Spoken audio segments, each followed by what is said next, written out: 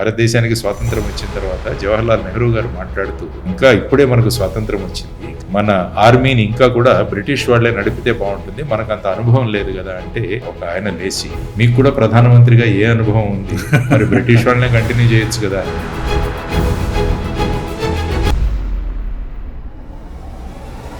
People మీకు చెప్పిన major problems ఏంటి సార్? ఒక విలేజ్ అంతా కూడా బోధకాలు. మీరు అనంతపూర్కి వెళితే జింకల సమస్య, చిత్తూరు జిల్లాకు వెళ్తే ఏనుగుల సమస్య, కిడ్నీ డిసీజెస్. ఇప్పుడైతే know your area is very very important.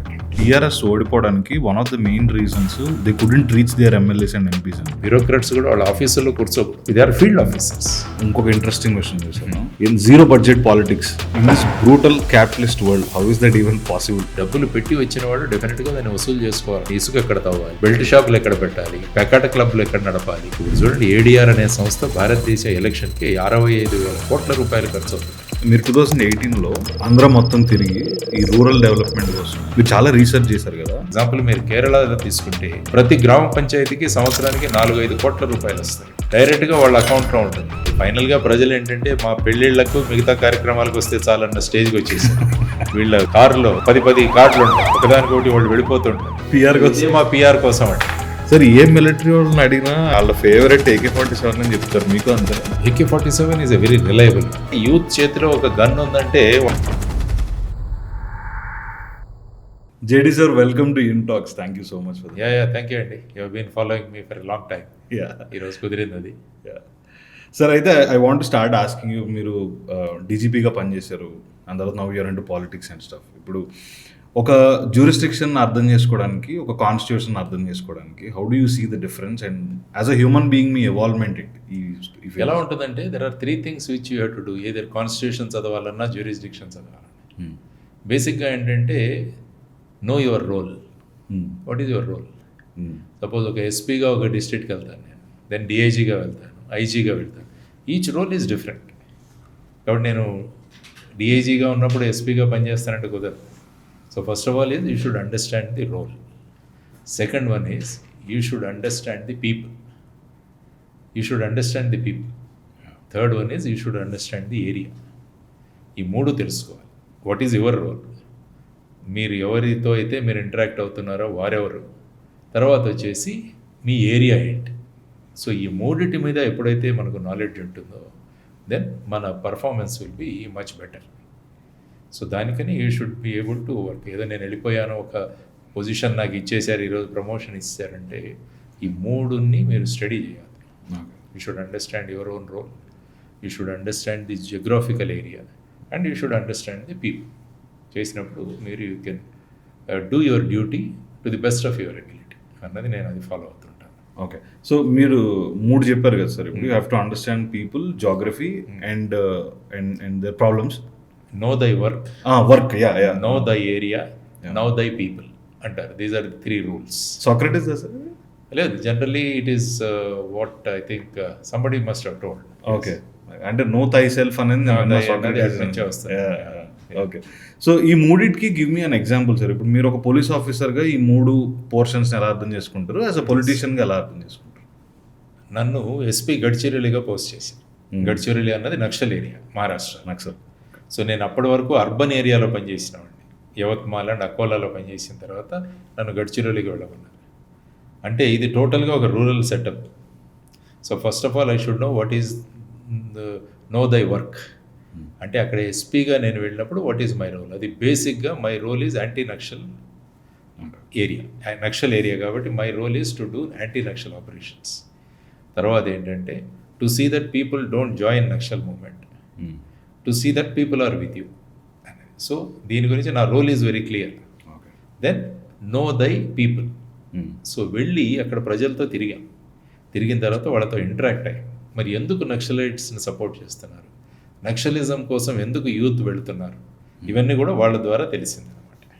Okay, so then area. Mostly అక్కడ వెహికల్స్లో తిరిగేవాళ్ళం కాదు మేము. We use to go on foot. అందుకనే అక్కడ ఉన్న ప్రతి విలేజ్, ప్రతి ఏరియా కూడా స్పష్టంగా చెప్పగలిగేవాళ్ళం.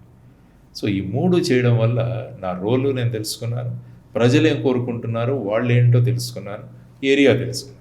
దాన్ని బట్టి మన ఆపరేషన్స్ అన్నీ చేయడం చాలా సులభం అవుతుంది అనమాట. So this is how as a police officer this is my role.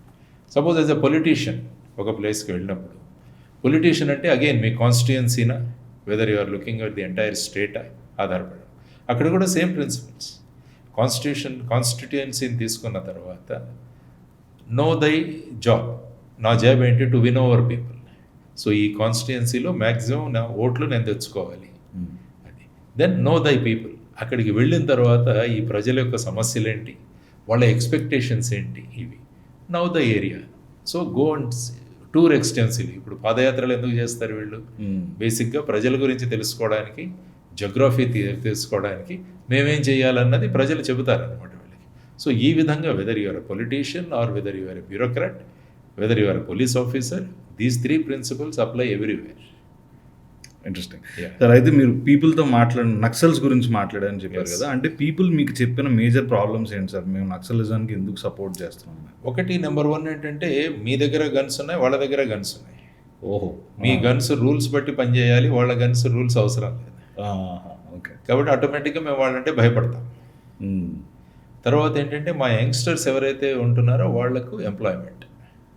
Naxalism is అన్ ఎంప్లాయ్మెంట్? నో, మా వాళ్ళకు ఎంప్లాయ్మెంట్ లేకపోవడం వల్ల they are finding this as అన్ ఎంప్లాయ్మెంట్.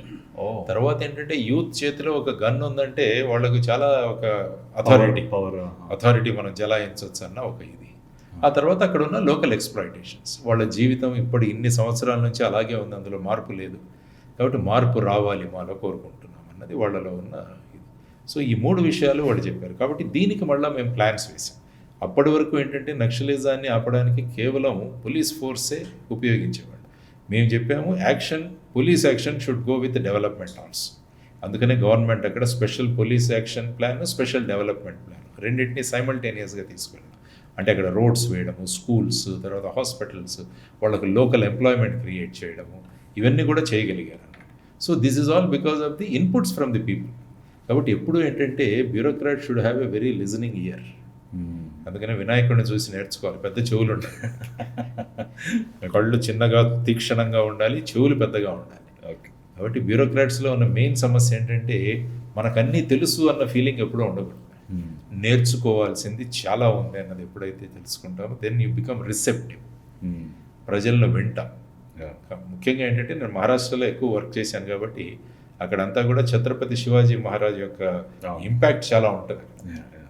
ఆయన ఎలాగైతే ఆయన కోటలో గంట పెట్టేవాడు, రాత్రి 12 గంటలకు వచ్చి ఎవరైనా ప్రజలు పోయించినా కూడా we use to come and attend people. తర్వాత ఇప్పటిలాగా ఈ అపాయింట్మెంట్స్ ఇలాంటివి అక్కడ చాలా తక్కువ ఉండేవి. People just they can walk in, వాళ్ళు చెప్పుకోగలరు. మా ఫోన్ నెంబర్స్ పేపర్లో ఇచ్చేవాళ్ళం, people can ring up. So ఇవన్నీ చేయగలిగితే ఏమవుతుందంటే ప్రజలు వాళ్ళ యాక్చువల్ సమస్యలు మనకు చెప్పుకోగలరు. Right. So this is how we use to work there. Okay. Sir, అయితే మీరు బ్యూరోక్రసీ అంటున్నారు కదా, I want to quote Osho. ఆయన ఒక దాంట్లో చెప్పింది, so the slowest thing in this entire universe is Indian bureaucracy అని ఆయన ఒక చోట అన్నారు. సో ఎందుకు అంటే బ్యూరోక్రాటిక్ టేబుల్ టు టేబుల్ ఒక ఫైల్ మూవ్ అవ్వాలంటే it is taking a very long time అని చెప్పి ఎప్పుడు మనం పీపుల్ నుంచి కంప్లైంట్స్ ఉంటాం. So why do you think it happens as a structure పరంగా? ఏమవుతుందంటే రూల్స్ ఉంటాయి ఎప్పుడు కూడా. మ్యాక్స్ వెబర్ బ్యూరోక్రసీ తీసుకున్నా కూడా మీకు you have to be rule bound and. So rules బట్టి వెళ్ళాలి, ఇక్కడ నుంచి ఫైల్స్ మూవ్ అవ్వాలి. కానీ ఏంటంటే దీన్ని స్పీడ్ పెంచాలి. ఫైల్స్ ఉంటాయి దాన్ని, అందుకని దీన్ని రెడ్ టేపిజం అంటాం మనం. బేసిక్ రెడ్ టేపిజం వల్ల స్పీడ్ మనీ అన్నది ఒకటి వచ్చింది. అంటే నీ ఫైల్ స్పీడ్గా మూవ్ అవ్వాలంటే మళ్ళీ డబ్బులు కట్టాలి, లంచం ఇవ్వాలి, ఇవన్నీ కూడా వస్తాయి. అందుకనే ఏమవుతుందంటే ఈ బ్యారియర్స్ అన్న వాటిని బ్రేక్ చేసి if top most bureaucrat is available to people. అందుకనే నేను చెప్పాను మా ఫోన్ నెంబర్స్ మేము ఇచ్చేవాళ్ళం. నా phone number as SP of a district, నా ఫోన్ నెంబర్ ప్రజలకు తెలుసు అని మా ఇన్స్పెక్టర్కి తెలిస్తే నేను పని చేయకుంటే డైరెక్ట్గా ఫోన్ చేయవచ్చు అన్నది ఒకటి వాళ్ళ మీద భయం ఉంటుంది. కరెక్ట్. అదర్వైజ్ నేను రూల్ బౌండ్ ఇది చెయ్యాలి, ముందు వాళ్ళు అక్కడికి వెళ్ళాలి, తర్వాతే నాకు కంప్లైంట్ చేయాలి, ఇలా అనుకుంటుంటే ప్రజలు అక్కడే ఆగిపోతారు. వాళ్ళ అసలైన సమస్యలు పై వరకు తెలియవు. సో ఆ విధంగా కావాలంటే ఏంటంటే రూల్స్ ఉండాలి. కానీ రూల్స్ ఎందుకు ఉండాలి అంటే ఎవరంతా వాళ్ళు ఇష్టం వచ్చినట్టు పనిచేయడానికి కాకుండా ఒక సిస్టమేటిక్ దీంట్లో వెళ్ళాలి. ఇప్పుడు ఫర్ ఎగ్జాంపుల్ పరేడ్ ఎప్పుడైనా చేస్తున్నప్పుడు 26 జనవరి పరేడ్ ఒక రిథంతో వెళ్తాం, ఆ కదం తాల్ చేస్తారు, తర్వాత కౌంట్ ఉంటుంది, ఇవన్నీ. So it looks beautiful. So అదేవిధంగా రూల్స్ ఉండాలి. కానీ రూల్సే మా పరమావిధి అని కూడా కాదు. రూల్స్ ఎందుకు క్రియేట్ చేయబడ్డాయంటే ఒక సుసూత్రీకరణ తీసుకురావడానికి వర్క్లో. Who ever is sitting on the chair but he has to follow these rules. Rules అన్నవి మనల్ని అటు ఇటు బయటికి వెళ్లకుండా చేయడానికి. సపోజ్ ఫుట్బాల్ మ్యాచ్ ఆడుతున్నాము, దాంట్లో కూడా రూల్స్ ఉంటాయి. అవును. But you can play your game but should not cross those rules అన్నది. అవి ఎందుకంటే ఆ రూల్స్ అన్నవి మనం ఆడడానికి, ఆ రూల్స్ అన్నవి మనం ఆడకుండా చేయడానికి కాదు, నీ ఇష్టం వచ్చినట్టు ఆడడానికి కాదు. నువ్వు ఈ పరిధిలో నువ్వు ఆడు.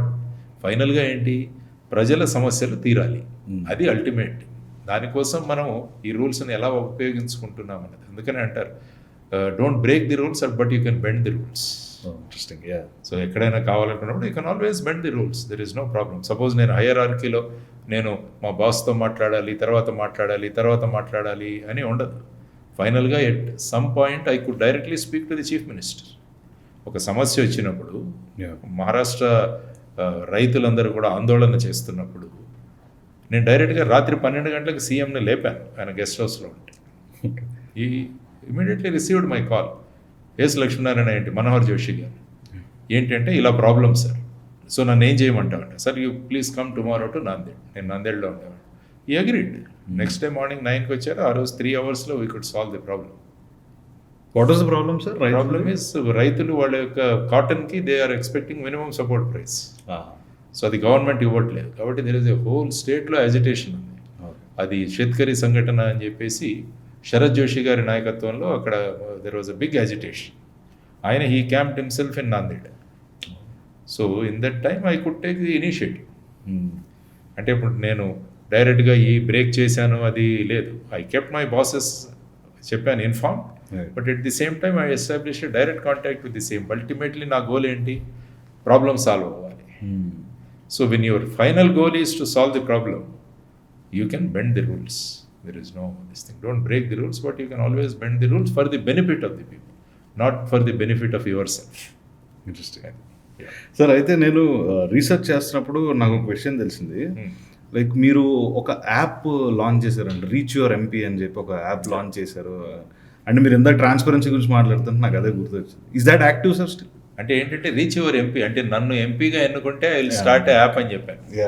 సో దట్ యూ కెన్, ఎట్లాగైతే మేము మా ఫోన్ నెంబర్స్ ఇచ్చేవాళ్ళము, ఇప్పుడు పొలిటీషియన్స్ని కలవాలంటే చాలా కష్టం. ఎలక్షన్ టైంలో అందరూ వస్తారు, మీ పనులు చేసి పెడతాం, మాకు అది చేసి పెడతాం, నమస్కారాలు పెడతారు. ఫోన్ సెలెక్ట్ అయిన తర్వాత వాళ్ళని అప్రోచ్ అవ్వడమే కష్టం. వాళ్ళ పిఏలు డామినేట్ చేస్తుంటారు, సార్ బిజీగా ఉన్నారంట. What is busy? Ultimately as a public representative you are suppose to be available to your people. అందుకే నేను చెప్తాను, ఒక వెబ్సైట్ పెట్టి అందులో రోజు నేను ఏం చేస్తున్నాను అనే యాక్టివిటీస్ రాయాలి. Time table, how many issues నేను ఈరోజు డీల్ చేశాను, how many issues I could sort it out. ఇది నా యాప్.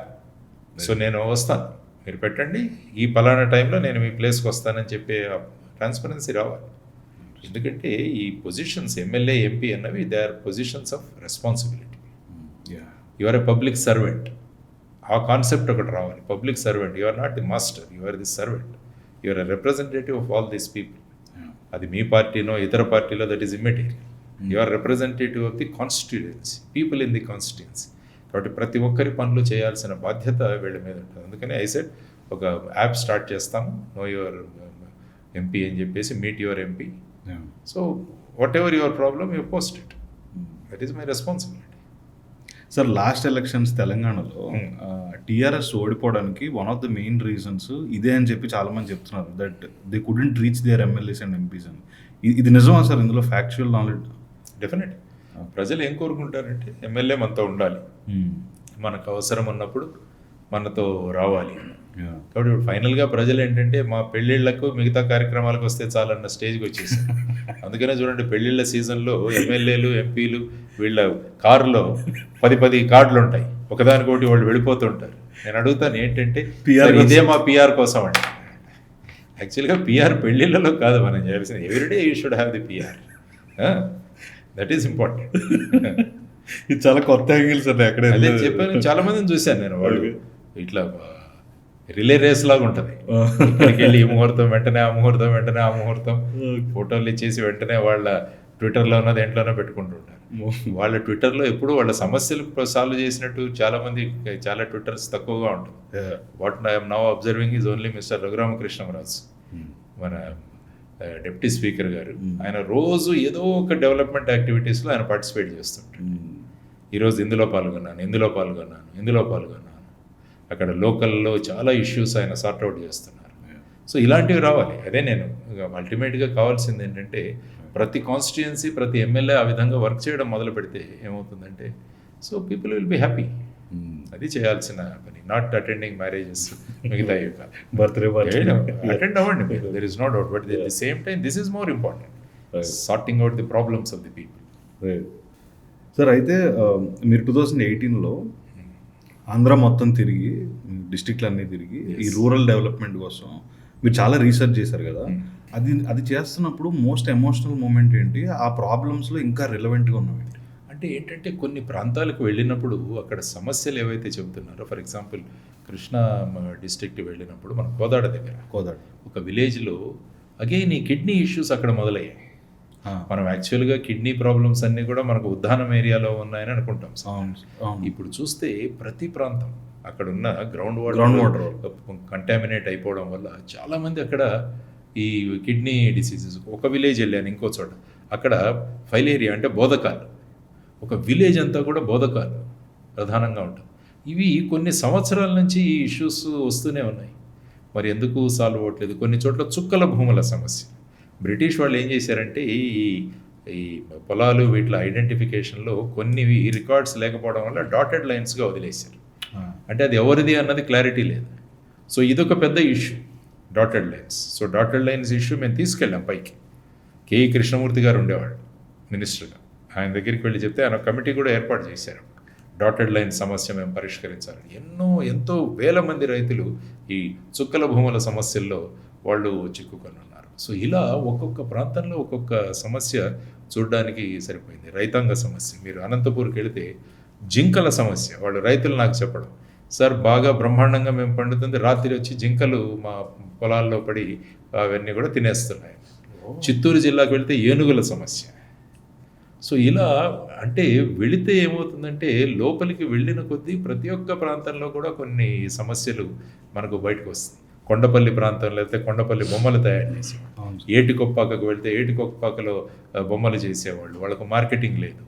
తర్వాత మన ఈ చేనేత కార్మికులు ఉప్పాడకు వెళ్ళాను, తర్వాత వచ్చేసి ఈ ప్రాంతంలో ధర్మవరం వెళ్ళాము. ఇవన్నీ కూడా అక్కడ కూడా వాళ్లకు చేనేతలు అంటారు, కానీ వాళ్లకు కొన్ని పర్టికులర్ 11-12 ఐటమ్స్ వాళ్లే తయారు చేయాలి, మెషిన్స్తో చేయకూడదు. ఒక స్క్రాచ్ నుంచి అంటే వాళ్లే చేయాలి. కొన్ని particular items, I think 12 items అన్నవి కేవలం మనము మగ్గాల మీదే చేయాలి, వాళ్ళకు మెషిన్స్ మీద చేయకూడదు. కానీ ఇంప్లిమెంటేషన్ లేదు. ఇన్నిసార్లు వాళ్ళు కంప్లైంట్స్ ఇచ్చినా కూడా లేదు. తర్వాత కొన్ని చోట్లకి వెళ్తే అగ్రిగోల్డ్ సమస్య, వేల మంది అగ్రిగోల్డ్లో ఇన్వెస్ట్మెంట్ చేసి వాళ్ళ సమస్యలు. ఇలా వెళుతుంటే శ్రీకాకుళం వంశధార, నాగావళి ఆ నదులు బ్రహ్మాండంగా ఉన్నాయి, కానీ అక్కడ నీళ్లు సరిగా ఉపయోగించుకోవట్లేదు. గొట్టా బ్యారేజ్ ప్రాబ్లం, ఇలా రకరకాలుగా. సో అలా వెళ్ళినప్పుడు ఒక్కొక్క ప్రాంతంలో ఒక్కొక్క ఇష్యూ అన్నది ఉన్నది. ఏ ప్రాంతంలో ఉన్న ఇష్యూస్ ఆ ప్రాంతంలో కలెక్టర్లకు వీళ్లకు మేము రిప్రజెంటేషన్ సబ్మిట్ చేసుకుంటూ వెళ్ళాము. సో అందుకనే అంటున్నాను, ఎప్పుడైతే know your area is very very important. ఎప్పుడైతే మనం తిరుగుతామో దానివల్ల చాలా విషయాలు తెలుస్తాయి. విషయాలకు వెంటనే పరిష్కారాలు కూడా తీసుకురావాల్సిన అవసరం చాలా ఉంది. లేకుంటే ఏమవుతుందంటే ఇన్ని సంవత్సరాల నుంచి ఈ సమస్య అలాగే ఉందంటే, మరి ఇన్ని ప్రభుత్వాలు మారుతున్నాయి, ఇంతమంది ప్రతినిధులు మారుతున్నాం, మరి సమస్యలు అలాగే ఉండిపోతే ఇలాగే ప్రజలను బయటికి తీసుకురాగలగాలి వాళ్ళ దగ్గర నుంచి. ఎందుకు ఇంకా పేదరికంలో ప్రజలు ఉన్నారు? ఎందుకు ఇంకా వైట్ రేషన్ కార్డులు ఎన్ని ఉన్నాయి? వైట్ రేషన్ కార్డులు సంఖ్య ఎందుకు పెరుగుతుంది రాష్ట్రంలో? తగ్గాలి కదా. ఇన్ని లక్షల కోట్ల రూపాయలు మనం ప్రజలకు ఫ్రీబీస్ అని ఇవి ఇస్తున్నాం, మరి వాళ్ళ ఆర్థిక పరిస్థితి ఎందుకు మెరుగవ్వట్లేదు? ప్రతి గవర్నమెంట్ చెప్పగలగాలి, మా 5 సంవత్సరాల టెన్యూర్లో 25% వైట్ రేషన్స్ కార్డ్స్ మేము తగ్గిస్తాం. అంటే ఒక 4 టెన్యూర్లో రాష్ట్రంలో ఒక వైట్ రేషన్ కార్డు కూడా ఉండకుండా చేయాలి ప్రభుత్వాలు. అది నిజమైన గవర్నెన్స్. లేకుంటే వీళ్ళు అడుగుతుండాలి, అలాగే ఉండాలి, మేము ఇస్తాము అన్న ధీమా వాళ్ళకిచ్చి ఓట్లు తీసుకోవాలి. That is not correct. ఓపెన్గా చెప్పాము. అందుకనే మా పార్టీ మేనిఫెస్టోలో కూడా చెప్పాం, 5 yearsలో 50% ఆఫ్ రేషన్ కార్డ్స్ మేము తగ్గిస్తాము అని చెప్పేసి. 2 tenures దేర్ విల్ గర్వంగా చెప్పుకోవాలి. కేరళ వాళ్ళు చెప్తున్నారు కదా, మాది లిటరసీ బ్రహ్మాండంగా ఉంది, 98-99% అని. అలాగే come out with state without a white ration card. ఎంత గొప్పగా ఉంటుందో ఆలోచించండి. ప్రతి ఒక్కరూ వాళ్ళ కాళ్ళ మీద నిలబడే స్థాయికి మనం రాష్ట్రాన్ని తీసుకొస్తే దానికన్నా మించిన గొప్ప అచీవ్మెంట్ ఏది ఉండదు కదా. Yeah. ఫ్రీబీస్ ప్రకటించాల్సిన అవసరం ఉండదు మీకు. ఆ డబ్బులన్నీ మళ్ళీ డెవలప్మెంట్లోకి మీకు పెట్టచ్చు. విద్యా వైద్యం ఉచితంగా మీరు అందించవచ్చు. ఇలా రకరకాలుగా మనం చేసే అవకాశం ఉంది. కాబట్టి ఎన్నికలు గెలవాలన్నదే మీ ఏం ఉండకూడదని నేను ఎప్పుడు చెప్తుంటాను. You have to be visionary leader. Next generation ఏమవుతుంది, వాళ్ళకి ఏం చేయగలం అన్నది ఇప్పటి నుంచి ఆలోచన మొదలు పెట్టాలి. సార్ మీరు చెప్పిన దాంట్లో నాకు కొన్ని షాకింగ్గా ఉన్నాయి. ఇప్పుడు ఈ ఎలిఫెంటియాసిస్ ఆ కాలు ప్రాబ్లం కానీ, ఎలిఫెంటియాసిస్ కాలు ప్రాబ్లం కానీ, ఈ కిడ్నీ ప్రాబ్లమ్స్ కానీ, అంటే ఇవి మీడియాలో ఎందుకు కవరేజ్ ఉండట్లేదు? అంటే మీరు అప్పటి నుంచి కూడా అంటే ఏంటంటే ఇష్యూస్ ఎవరు పెద్ద చూసేదానికి ఇష్టపడరు. ఈ పాలిటీషియన్ని తిట్టాడంటే అది బ్రహ్మాండ బ్రేకింగ్ న్యూస్. కరెక్ట్. ప్రజలకు కూడా వాళ్ళ ఎమోషన్స్ సెంటిమెంట్స్ మీద కూడా ఆధారపడి మీడియా ఛానల్స్ కూడా నడుస్తున్నాయి. ఇష్యూ ఎవరైనా చూపిస్తే ఈ బోధకాలు ఉంది, కరెక్ట్, సో ఇది చూపిస్తే వెంటనే మార్చేస్తారు. కరెక్ట్. రిమోట్ మారిపోయి నెక్స్ట్ ఎవరైతే తిట్టుకుంటున్న ఇద్దరు politicians that will be seen by most people, ఇన్ని వ్యూస్ వస్తాయి. సో ఆ విధంగా ఉంటుంది అనమాట. సో దానికోసం ఏం చేయాలంటే మనం తిరగాలి. అందుకని అంటాను బ్యూరోక్రాట్స్ కూడా వాళ్ళ ఆఫీసుల్లో కూర్చోకూడదు. ఒకరోజు కూర్చుంటే చాలా ఆఫీసులు, they are field officers. Bureaucracy collectors కావచ్చు, ఎస్పీస్ కావచ్చు, అసిస్టెంట్ కలెక్టర్స్ కావచ్చు, ఆర్డీఓలు కావచ్చు, తహసీల్దార్లు కావచ్చు, ఇన్స్పెక్టర్లు కావచ్చు. వీళ్ళు ఆఫీసులు కూర్చోనడానికి కాదు, తిరగడానికి. సో బేసిక్లీ అది ఫీల్డ్ ఆఫీసర్సే ఫీల్డ్లోకి వెళ్ళాలి. ప్రజలు ఎందుకు రావాలి మీ ఆఫీస్కి? మీరు వెళ్ళాలి ఫీల్డ్కి. షెడ్యూల్ ఇవ్వండి, ఈ వారం నేను ఈ గ్రామాలకు వస్తున్నాను, సో సమస్యలు ఉన్నాయని అక్కడ పరిష్కారం చేద్దాం, ఫినిష్. ఏముంది, ఒక 6 నెలలు తిరిగితే చాలు, అన్ని సమస్యలు మనకు అవగాహనకు వస్తాయి, తీర్చవచ్చు. ప్రజలు మన ఆఫీసుకు వస్తున్నారంటే దట్ ఈస్ అవర్ ఫెయిల్యూర్ అని అంటాను నేను అప్పుడు కూడా. సరే, అయితే మీరు ఇందాక మాట్లాడుతూ ఫ్రీబీస్ గురించి చెప్పారు కదా, సో ఇప్పుడు కొంచెం డీటెయిల్గా ఎక్స్ప్లెయిన్ చేయండి. ఇప్పుడు బేసిక్గా గవర్నమెంట్ కేవలం నెక్స్ట్ టైం ఎలక్షన్లో గెలవడానికి మాత్రమే, ఓటు బ్యాంక్ కోసం మాత్రమే ఫ్రీబీస్ అనౌన్స్ చేస్తున్నారా, లేదంటే యాక్చువల్గా దానివల్ల ఏమైనా ఉపయోగాలు ఉన్నాయి? మరి ఇప్పుడు బీహార్లో నితీష్ కుమార్ గారు 10,000 ఇచ్చారు, ఇక్కడ పసుపు కుంకుమలు ఇచ్చినట్టు 2019 ఎలక్షన్ ఉండగా ఒక ఎలక్షన్ కోడ్ రాకముందు 10,000 రూపాయలు వేసారు. ఇప్పుడు సేమ్ థింగ్ అదే అక్కడ చేస్తున్నారు ఆయన నితీష్ కుమార్. ప్రతి చోట చూడండి, మేము ఫ్రీగా ఏమి ఇస్తున్నాం అన్న దాని మీదే ఉంటుంది తప్ప మేము ఉపాధి కోసం ఏం చేస్తున్నాం అనేది ఎక్కడా ఉండదు.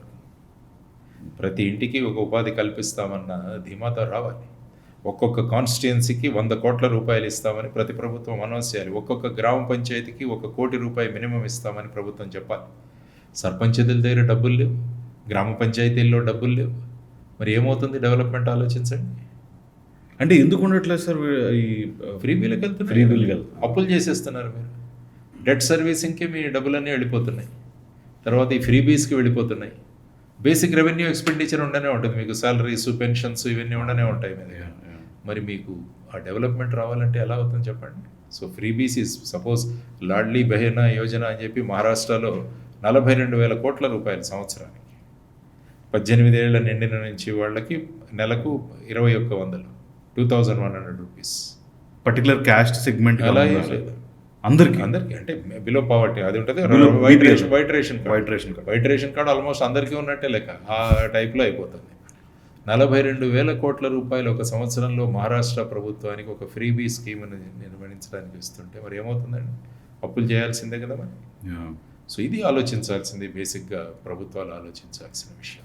ఓకే సార్, అయితే కొంచెం డీప్గా అడుగుదాం అనుకుంటున్నా. ఇప్పుడు ఫర్ ఎగ్జాంపుల్ 1,000 రూపీస్ ఉన్నాయి సార్, 1,000 రూపీస్ మన ఖజానాలో ఉందంటే ఇప్పుడు గవర్నమెంట్ వాళ్ళ యాక్చువల్ ఎక్స్పెండిచర్ ఏంటి, ఇప్పుడు వాళ్ళు ఎక్స్ట్రాగా ఖర్చు పెడుతుంది ఏంటి, మీరు ఎక్స్ప్లెయిన్ చేయగలరు? బేసిక్గా revenue expenditure is the main thing. అంటే మీకు శాలరీస్ వీటిలోనే సుమారుగా 40-42% దాంట్లోనే వెళ్ళిపోతుంది. ఓకే. సో మిగతా డెట్ సర్వీసింగ్ ఉంటుంది 20%. ఇంట్రెస్ట్ మీరు ఇంతవరకు తీసిన అప్పులకు కట్టాలి కదా మీకు. తర్వాత వచ్చేసి ఉచితాలు. సో ఫైనల్గా మీకు బేసిక్గా అల్టిమేట్గా మిగిలేది ఏంటంటే క్యాపిటల్ ఎక్స్పెండిచర్ అంటాం. అంటే మీరు రాష్ట్రంలో అసెట్స్ ఇంప్రూవ్ చేయడానికి ఎంత, మీరు రోడ్లకు ఎంత ఖర్చు పెడుతున్నారు, బిల్డింగ్లకు ఎంత ఖర్చు పెడుతున్నారు, దీని ద్వారా మళ్ళా ప్రజలకు ఉపాధి దొరికే వీటిని ఎంత ఖర్చు పెడుతున్నారు అంటే 18-19%, అంతకన్నా ఎక్కువగా లేదు. ఓకే. మరి మీరు అంటే 1,000 రూపాయల్లో 180 రూపాయలు మాత్రమే దీనికి ఖర్చు పెడుతూ మిగతాదంతా కూడా ఈ ఎక్స్పెండిచర్లో ఉండిపోతే మరి ఏమవుతుంది చెప్పండి? కరెక్ట్. సో ఇది మెయిన్ ఇష్యూ మనకు కావాల్సింది. సో అది గట్టిగా చెప్పగలిగే వాళ్ళు కావాలి అంటే మరి మేము ఉచితాలే ఇవ్వమంటే ఆ ప్రభుత్వాన్ని ఎన్నుకోవట్లేదు ప్రజలు. ఉపాధి కల్పిస్తామన్న ధోరణితో రావాలి. సెంట్రలైజేషన్ ఉండకూడదు, అంతా డీసెంట్రలైజ్ అవ్వాలి. ఫర్ ఎగ్జాంపుల్ మీరు కేరళలో తీసుకుంటే ప్రతి గ్రామ పంచాయతీకి సంవత్సరానికి 4-5 కోట్ల రూపాయలు వస్తాయి. 4 to 5 crore రూపీస్ ఓకే. డైరెక్ట్గా వాళ్ళ అకౌంట్లో ఉంటుంది. Sarpanch is like A CM for a village. ఒక గ్రామ పంచాయతీకి సీఎం ఎవరంటే సర్పంచ్. కిరకాంబళం అనే ప్రాంతంలో కైనెటెక్స్ కంపెనీ వాళ్ళు ఒక 18 గ్రామ పంచాయతీలను వాళ్ళు డెవలప్ చేశారు సిఎస్ఆర్ యాక్టివిటీ నుంచి. చూడండి ఎంత గొప్పగా అయింది. కార్పొరేట్ సోషల్ రెస్పాన్సిబిలిటీలో తర్వాత అక్కడ వాళ్ళు పొలిటికల్గా కూడా వాళ్ళు సపోర్ట్ చేసి ఒక 18-14 గ్రామ పంచాయతీని డెవలప్ చేశారు. దాంట్లో వీళ్ళు ఎక్కడ పొలిటికల్గా అవుతారని ఆ కంపెనీ ఇక్కడికి వచ్చేసింది, తెలంగాణకి తీసుకొచ్చారు. అంటే ఏమవుతుందంటే పొలిటీషియన్స్ ఎప్పుడు కూడా ఎవరైనా ఈ విధంగా పబ్లిక్ సర్వీస్ చేస్తుంటే లేపు వీడు మనకు థ్రెట్ అవుతాడా అని చూస్తుంటారు. వారికి కావాల్సినంత ఇబ్బందులు క్రియేట్ చేసే ప్రయత్నాలు కూడా జరుగుతుంటాయి. సో ఎప్పుడు కూడా డీసెంట్రలైజేషన్ 73-74 కాన్స్టిట్యూషన్ అమెండ్మెంట్స్ ఏవైతే మనం చేసుకొచ్చామో, లోకల్ సెల్ఫ్ గవర్నమెంట్, దానికి మనం ఫండ్స్ ఇవ్వాలి. ఫండ్స్ ఇవ్వకుండా ఎలా అవుతుంది? మొత్తం సెంట్రలైజ్ చేసుకుంటే ప్రతి ఫైలు నా దగ్గరికి రావాలి అంటే 29 సబ్జెక్ట్స్ ఉన్నాయి యాక్చువల్గా. గ్రామ పంచాయతీలు వాళ్లే చేయాలి. స్కూల్స్ వాళ్ళ పరిధిలో ఉంటాయి, హాస్పిటల్స్ వాళ్ళ పరిధిలో ఉంటుంది, డ్రైనేజ్ వాళ్ళ పరిధిలో ఉంటుంది, ట్రాన్స్పోర్ట్ వాళ్ళ పరిధిలో ఉంటుంది. ఈ పరిధిలో ఉన్న వాటిలన్నింటినీ చేయడానికంటే వాళ్ళకి ఫండ్స్ కావాలి కదా. సో రేపు ఆ గ్రామ పంచాయతీ పరిధిలో ఉన్న స్కూల్స్కి ఫీజు శాలరీస్ కూడా గ్రామ పంచాయతీ చెల్లించాలి. దానికి కావాల్సిన ఫండ్స్ మీరు ఇక్కడ ఇచ్చేయండి. గ్రామ సచివాలయాలను ఏవైతే ఏర్పాటు చేశారో బేసిక్గా గ్రామ పంచాయతీకి it's like A CMs office, mini CM office.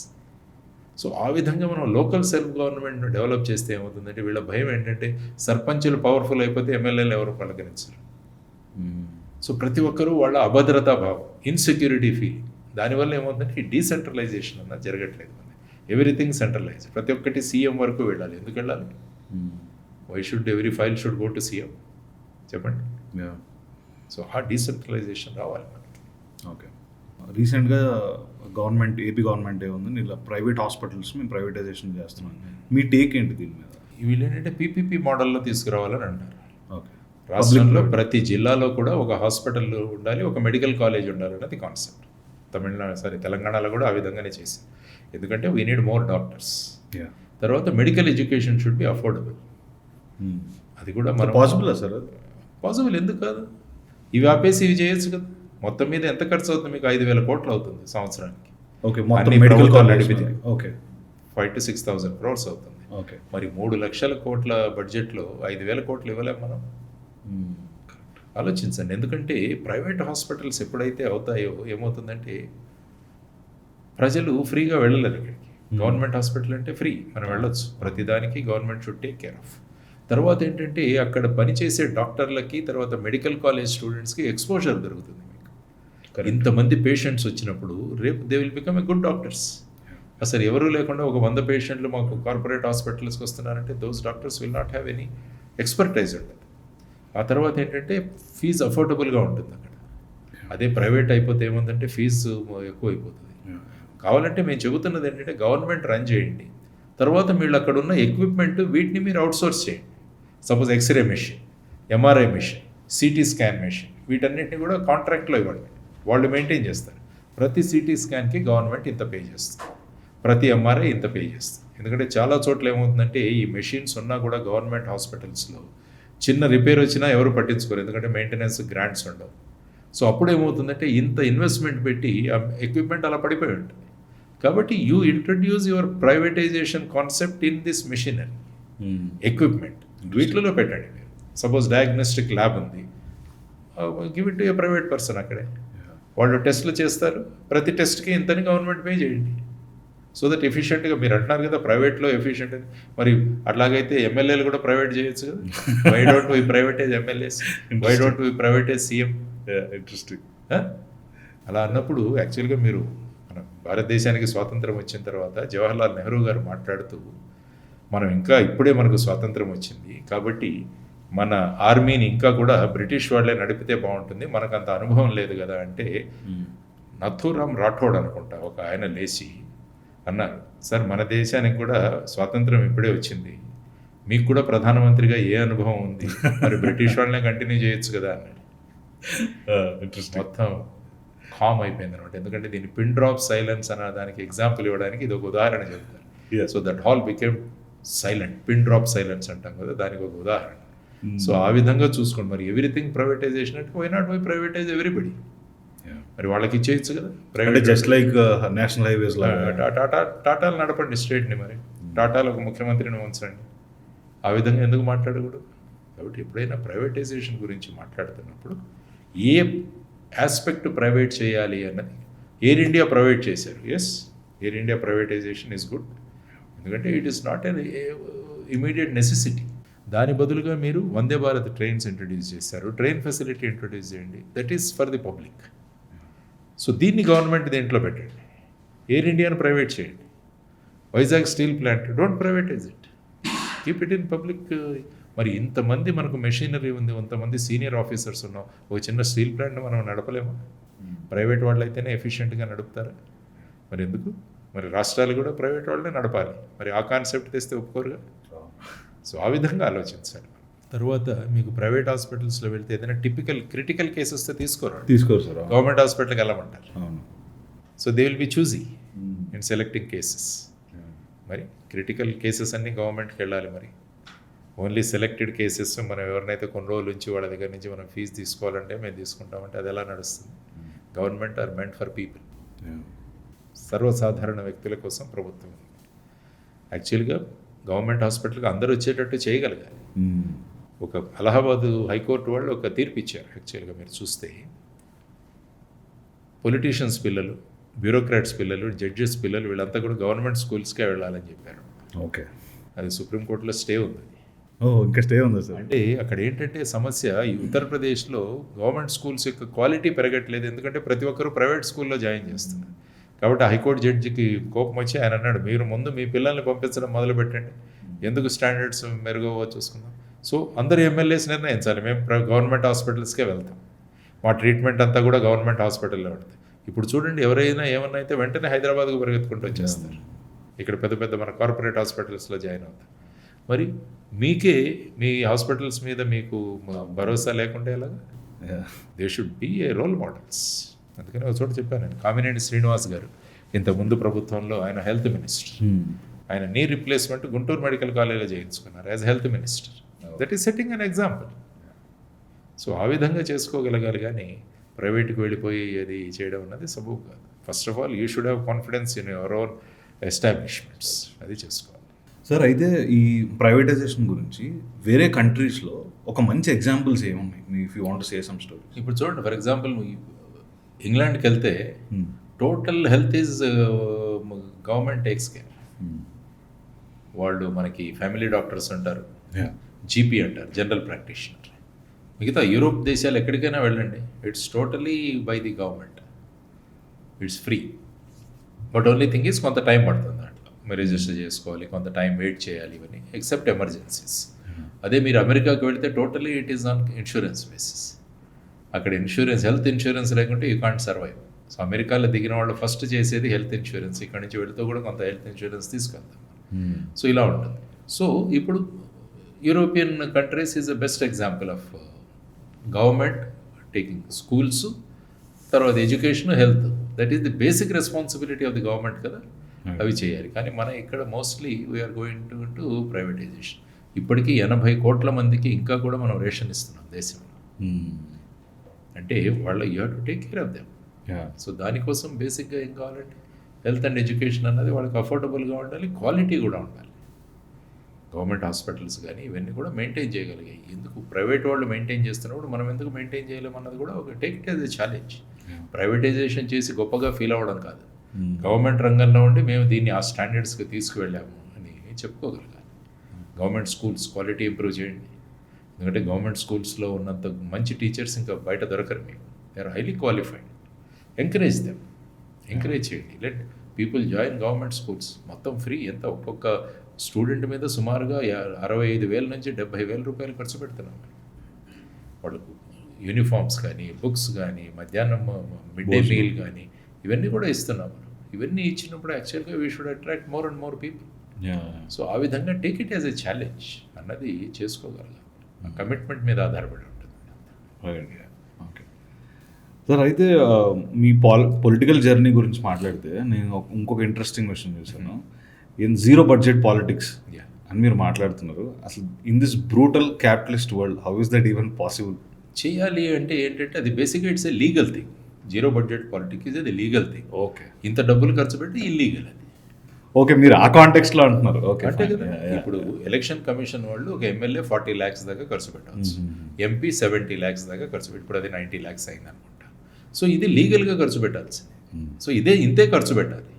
కానీ ఇప్పుడు ఒక్కొక్క ఎమ్మెల్యే 30-40 కోట్లు, ఎంపీ అంటే 100 కోట్లు ఈ విధంగా ఖర్చు చేయాలనుకుంటే మరి డెమోక్రసీ ఇట్ బికమ్స్ ఎ మాకరీ. అందుకనే హెలి డ్రాపింగ్ జరుగుతుంది, సడన్గా క్యాండిడేట్స్ బయటపడుతుంటారు. వాళ్ళు ఏంటంటే బేసిక్గా వాళ్ళ దగ్గర డబ్బు ఉంది. So first qualification to become a politician ఈ కాలంలో ఏంటంటే మీ దగ్గర ఎంత ఉంది, ఎంత పెట్టుకోగలరు, ఇది ఓపెన్గా డిస్కషన్. సో ఈ విధంగా కేపబిలిటీ ఉన్నవాళ్ళు, తర్వాత చేయాలన్న తపన ఉన్నవాళ్ళు కూడా పక్కన పడిపోతున్నారు ఈ మనీ దీంట్లో రావడం. కాబట్టి డబ్బులు పెట్టి వచ్చిన వాడు డెఫినెట్గా దాన్ని వసూలు చేసుకోవాలనుకుంటాడు. అది కూడా ఒక 3-4 times అనుకుంటాడు మినిమం. సో ఆ విధంగా ఏమవుతుంది, ఈ సోర్సెస్ ఎక్కడి నుంచి వస్తాయి, నేను ఇసుక ఎక్కడ తవ్వాలి, మట్టి ఎక్కడ తవ్వాలి, బెల్ట్ షాపులు ఎక్కడ పెట్టాలి, పెకాట క్లబ్లు ఎక్కడ నడపాలి, వీటి మీద ఇంట్రెస్ట్ ఉంటుంది తప్ప, ఎందుకంటే నేను పెట్టుబడి పెట్టి వచ్చాను.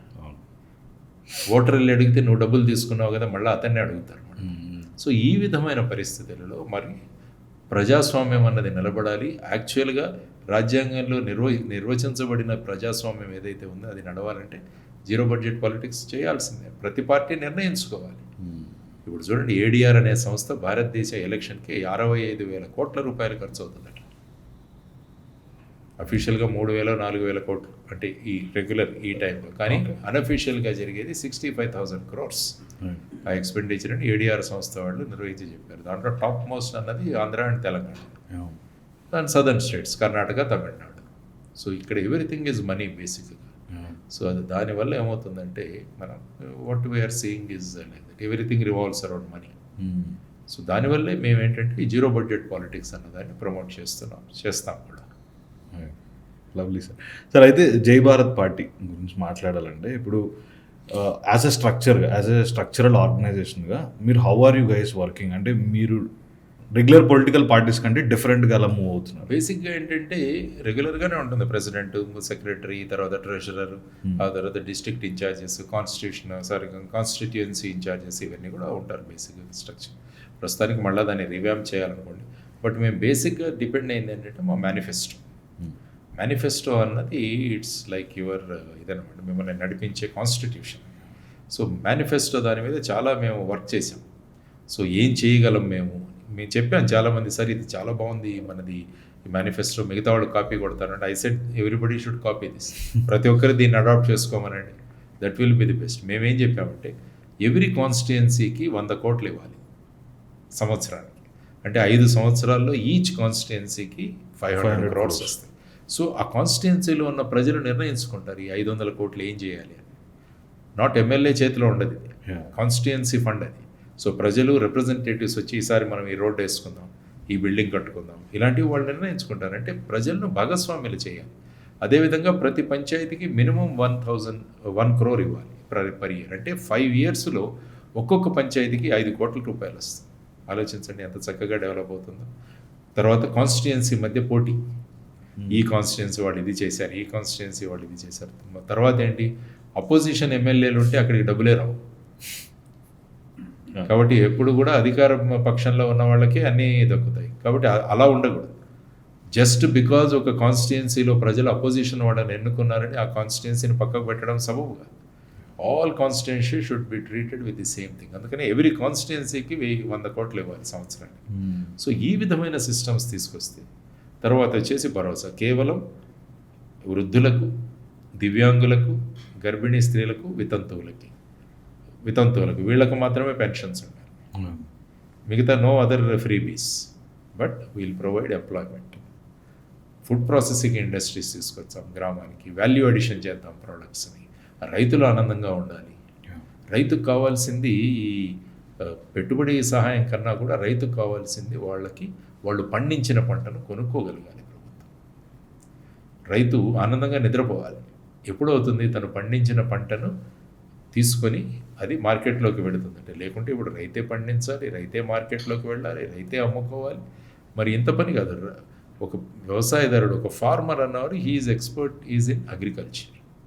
అంతవరకే అతన్ని పరిమితి చేయాలి. Is not MBA. మరి ఇన్ని ఎంబీఏ కాలేజీలు ఉన్నాయి కదా, మరి వీళ్ళు వచ్చి మార్కెటింగ్ చేయగలగాలి. ఇవన్నీ కూడా ప్రభుత్వం ఆ బాధ్యతను తీసుకోగలగాలి. సో ఈ విధంగా తీసుకుంటూ వెళుతుంటే ఉపాధి కల్పన అన్నది చాలా ప్రధానమైన. కాబట్టి every house should be assured with an employment. So ఇంతమంది ఇన్ని లక్షల మంది ఇంజనీర్స్ వస్తున్నారు మన దగ్గర నుంచి, మరి వాళ్ళకి ఎక్కడ ఉపాధి జరుగుతుంది చూడండి. చాలామంది పిల్లలు చూస్తుంటే వాళ్ళు చిన్న చిన్నవి అమెజాన్లోను, తర్వాత ఈ స్విగ్గీలోను, జొమాటోలోను డెలివరీ బాయ్స్గా చేస్తున్నారు. అంటే నేను వాటిని ఏం తగ్గించట్లేదు, అది కూడా it's a source of income, there is no doubt. But it is అండర్ ఎంప్లాయ్మెంట్. మీరు చదువుకున్న దానికి మీరు చేస్తున్న దానికి చాలా తక్కువ దీంట్లో మీకు దొరుకుతుంది. కాబట్టి government should think about this. Sir, అయితే మీరు కంటెస్టింగ్ పరంగా మాట్లాడుకుంటే మీరు వేరే పార్టీ తరపున కంటెస్ట్ చేయడానికి మీ ఓన్ పార్టీలో కంటెస్ట్ చేస్తున్నప్పుడు ఆ ప్రెషర్ ఎలా ఉంటుంది? మీకు ఓన్ పార్టీనే ఎక్కువ ఉంటుందా?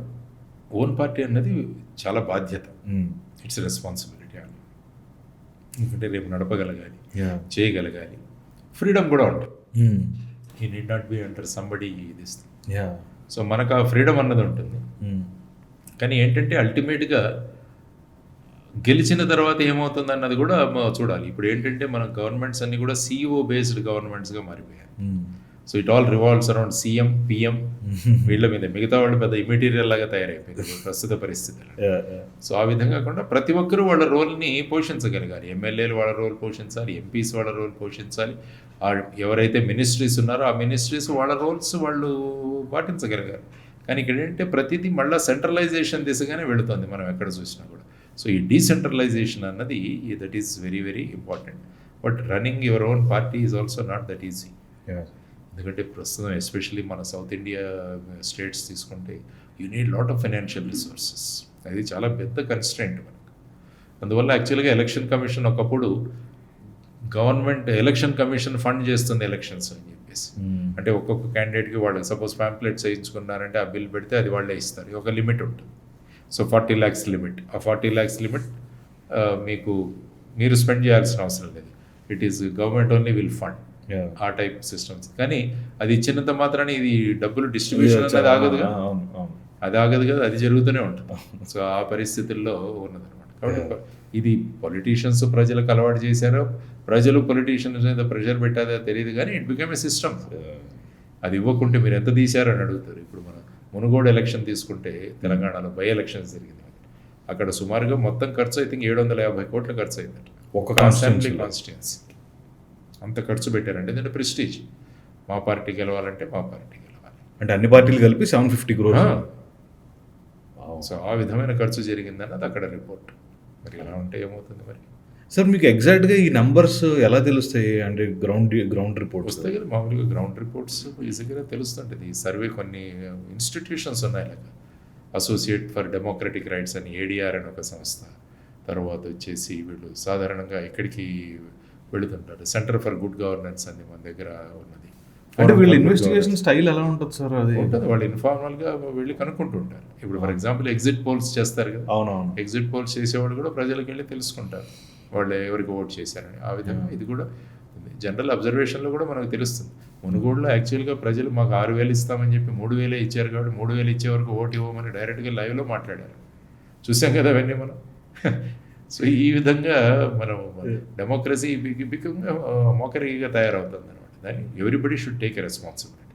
ప్రతి పొలిటికల్ పార్టీ కూడా రెస్పాన్సిబుల్గా మనం బిహేవ్ చేయగలిగితే అప్పుడే మార్పు వస్తుంది తప్ప అదర్వైజ్ ఈ type of politics, investment politics నడుస్తూనే ఉంటాయి. సార్, నాకు పొలిటికల్ అనలిస్ట్ ఒక ఆవిడ చెప్పారు సార్, నేను మాట్లాడుతున్నప్పుడు. ఆవిడ ఏమన్నారంటే, ఇప్పుడు జనరల్గా ఒక క్యాండిడేట్ ఎవరన్నా నిజంగా మంచి చేయడం కోసం ఎమ్మెల్యే కింద నిలబడదాం అనుకుంటే ఆయన పక్కన ఆయన రిచ్ ఫ్రెండ్స్ అందరూ వస్తున్నారంట. రిచ్ ఫ్రెండ్స్ అందరూ వచ్చి ఈయన 5 ఏళ్ళు ఈయన కావాల్సిన బ్యాకప్ అంతా ఇచ్చి ఈయన ఎమ్మెల్యే అయిన తర్వాత నాకు ఆ కాంట్రాక్ట్ ఇయ్యి, నాకు ఈ కాంట్రాక్ట్ ఇయ్యి అని స్టార్ట్ చేస్తున్నారంట. So that is also getting corrupted అని. అందుకనే కదా ఎప్పుడైతే ఇన్వెస్ట్మెంట్ పాలిటిక్స్ మనకు ఉంటాయో ఇవే అవుతాయి ఫైనల్గా. Somebody will invest. ఇప్పుడు for example supreme court electoral bonds ఎందుకు కొట్టేసింది? బేసిక్గా ఎలక్ట్రల్ బాండ్స్ రూపంలో ఆ కంపెనీలు పార్టీలకు ఇచ్చి రేపు వీళ్ళు ప్రభుత్వంలోకి వచ్చాక మాకు కాంట్రాక్ట్లు ఇవ్వమని అడుగుతారు. సేమ్ థింగ్ మీరు ఏదైతే అంటున్నారో అదే. అందుకనే సుప్రీంకోర్టు చెప్పింది this electoral bond system is not as per constitution, it is nothing but quid pro quo అన్నారు. It is like investment. నేను ఇంత ఇన్వెస్ట్మెంట్ పెడతాను, నాకు రిటర్న్ రావాలి.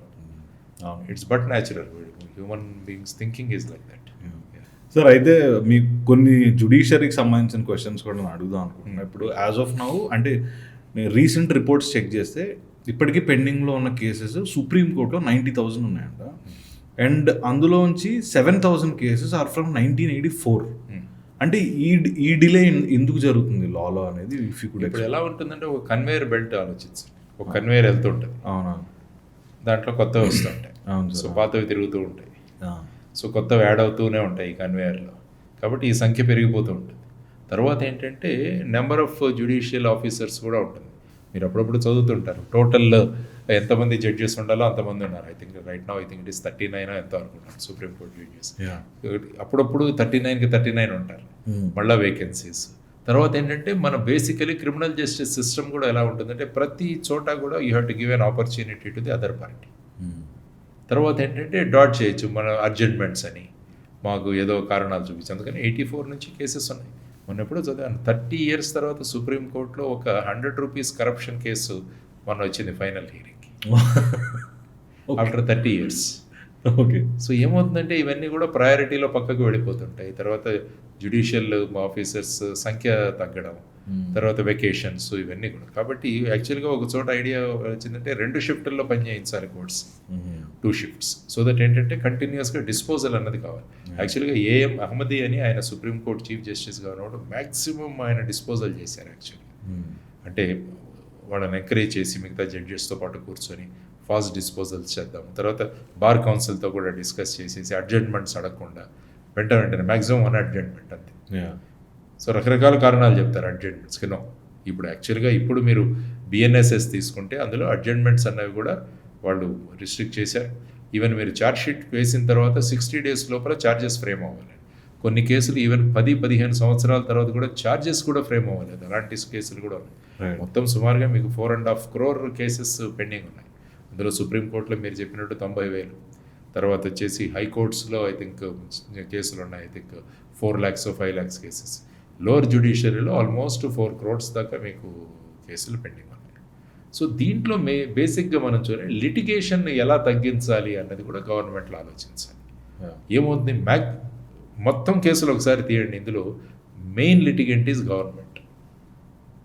సపోజ్ కింది కోర్టులో కొట్టేసిందంటే కేసు వెంటనే హైకోర్టులోకి వేస్తారు, హైకోర్టులో కొట్టేస్తే సుప్రీంకోర్టుకు వెళతారు.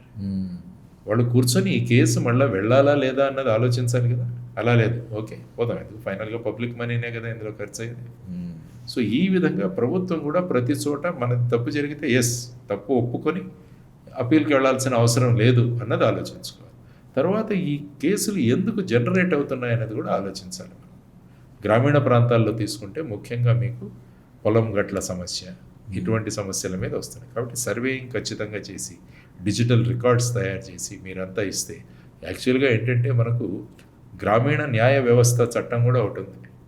విలేజ్లో ఉన్న ఇష్యూస్ ఈ కోర్టులో తీర్చాలని 2008లో ఐ థింక్ ఒక చట్టం వచ్చింది, కానీ ఆ చట్టం ఇంప్లిమెంటేషన్ లేదు. సో దానివల్ల కూడా కేసెస్ డిస్పోజల్ తగ్గిపోతుంది. తర్వాత జ్యుడిషియల్ ఆఫీసర్స్ నెంబర్ తక్కువగా ఉంటుంది, ఇన్ఫ్రాస్ట్రక్చర్ ఉండదు. సో ఇవన్నీ కూడా గవర్నమెంట్స్ తీసుకొని చేయగలగాలి. ఫాస్ట్ ట్రాక్ కోర్టులు రావాలి. వీటన్నింటినీ ఒక మిషన్ మోడ్లో వెళ్ళి వీటన్నింటినీ కూడా డిస్పోజల్ చేయగలగాలి. బేసిక్గా లిటిగేషన్ తగ్గించాలని అందుకని మహారాష్ట్రలో ఒక స్కీమ్ పెట్టారు, తంటాముక్త గ్రామం, అంటే నో డిస్ప్యూట్ విలేజ్. ఓకే. అలాంటి విలేజెస్ కనుకుంటే గవర్నమెంట్ వాటికి ఎక్స్ట్రా ఫండ్స్ ఇస్తుంది. ఈవెన్ మా మేనిఫెస్టోలో కూడా అదే చెప్పాం. అంటే ఏమవుతుందంటే గ్రామస్తులంతా కలిసి ఉంటారు, ఏదైనా చిన్న చిన్న సమస్యలు వస్తే అక్కడే కూర్చొని పరిష్కరించుకుంటారు. దానివల్ల ఏంటంటే లిటిగేషన్ తగ్గుతుంది, కోర్టుల మీద లోడ్ తగ్గుతుంది, పోలీస్ మీద లోడ్ తగ్గుతుంది, ఒక సామరస్య భావంతో ఉంటారు. ఇప్పుడు ఏమవుతుంది, చిన్న ఒక గట్టు ఇతను పక్క నుంచి మా గట్టు ఒక అడుగు వచ్చాడని చెప్పేసి సుప్రీంకోర్టుకు వెళ్ళిన కేసులు ఉన్నాయి. సో చూడండి ఎంత టైం వేస్ట్, తర్వాత వచ్చేసి ఎంత ఎనర్జీ వేస్ట్. అదే మీరు కూర్చొని కనుక సాల్వ్ చేయగలిగితే ఇలాంటివి రావాలి మన సిస్టమ్. లాస్ట్ 6-7 years నుండి, అంటే పర్సే 10 years అనుకోవచ్చు, నేషనలిజం, ఇప్పుడు పేట్రియాటిజం అనేది ఫీలింగ్ అనుకుంటే అది అసలు హైపర్ నేషనలిజంలోకి వెళ్ళిపోయి, అంటే పక్క దేశాలను ఎందుకు తిడుతున్నారో తెలీదు, అంటే కొన్ని మతాలని టార్గెట్ చేసి ఎందుకు మాట్లాడుతున్నారో కూడా ఎవరికి తెలియదు. త్రూ వాట్సాప్ చాలామందికి బ్రెయిన్ వాషింగ్ జరుగుతుంది. అంటే దీన్ని మీరు ఎలా చూస్తారు? బేసిక్గా ఏంటంటే ఇప్పుడు ఈ సోషల్ మీడియా వచ్చిన తర్వాత ఇంకా ప్రమాదం పెరిగింది. ఇంతకుముందు ఎలా ఉండేదంటే నేను కూడా చెప్పాను, ఇంతకుముందు ఫుట్బాల్ ప్లేయర్స్ కానీ క్రికెట్ వాళ్ళు ఆడుతుంటే మనం స్పెక్టేటర్స్గా చూసేవాళ్ళం. సపోజ్ ఈ స్పెక్టేటర్ అంతా స్టేడియంలో దిగి ఆడడం మొదలు పెట్టారనుకోండి, ఏమవుతుంది, టోటల్ కన్ఫ్యూజన్. ఇప్పుడు సోషల్ మీడియాలో జరుగుతున్నది అంతే. ఇంతకుముందు ఎస్టాబ్లిష్డ్ ఛానల్స్ ఉండేవి, పేపర్స్ ఉండేవి, వాళ్ళు చేసిన వాటిలో డిస్కషన్స్ జరుగుతుండేవి అవన్నీ. సో ఇప్పుడు ఏమైపోయింది, సోషల్ మీడియా రావడం వల్ల ఏమైందంటే ప్రతి ఒక్కరికి కూడా వాళ్ళ వాయిస్ మనం ఆ వాయిస్ కరెక్టా కాదా అన్నది నోబడీ ఈజ్ బాదర్డ్. ఎక్కడ సెన్సారింగ్ అన్నది లేదు. ఇప్పుడు నేను ఏదైనా మాట్లాడాలనుకుంటే నేను రికార్డ్ చేసి యూట్యూబ్లో పెట్టేస్తాను. సో ఆ విధమైన ప్రొవిజన్ రావడం వల్ల ఏంటంటే ఒక టోటల్ కన్ఫ్యూషన్. కాబట్టి ప్రతి ఒక్కరూ వాళ్ళ ఐడియాలజీని బ్రెయిన్ వాషింగ్ మీరు అన్నారు ఆ విధంగా తీసుకెళ్ళడానికి సోషల్ మీడియా అన్నది విపరీతంగా ఉపయోగపడుతుంది.